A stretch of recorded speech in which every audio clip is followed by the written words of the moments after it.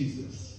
When he got ready to follow God all the way, he went to the garden and he asked the Lord, can this cup pass from me? What did the Father say to him? He didn't say anything. It was silence.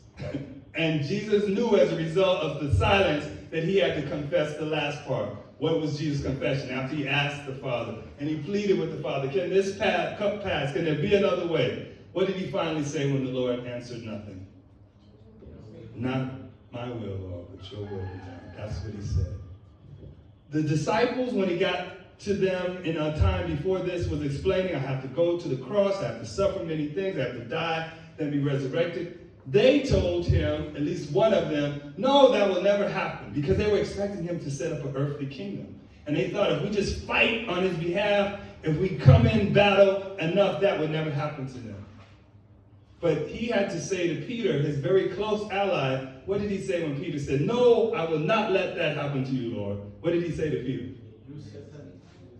One more time. You Satan. You Satan. Get behind me, Satan. Not friend, you kind of got it a little confused.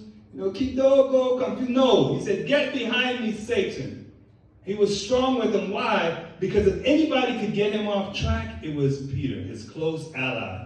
And he realized that the enemy was using Peter to distract him, to keep him from going the right way.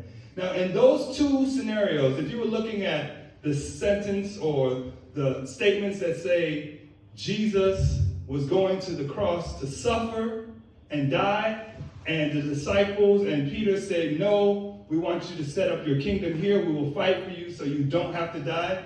Which one of those was God's will? Christ died. When we think about God's will, do we often think about the good things like the disciples were saying? I'm going to make you a big man. I'm going to make you a great woman of God. You're going to reach with the gospel a whole lot of people.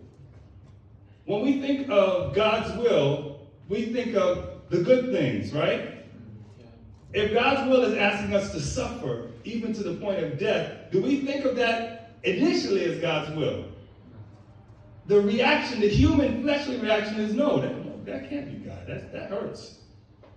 So remember, when you're following God's will, it may not be the thing that is the most pleasurable. It may even be some suffering.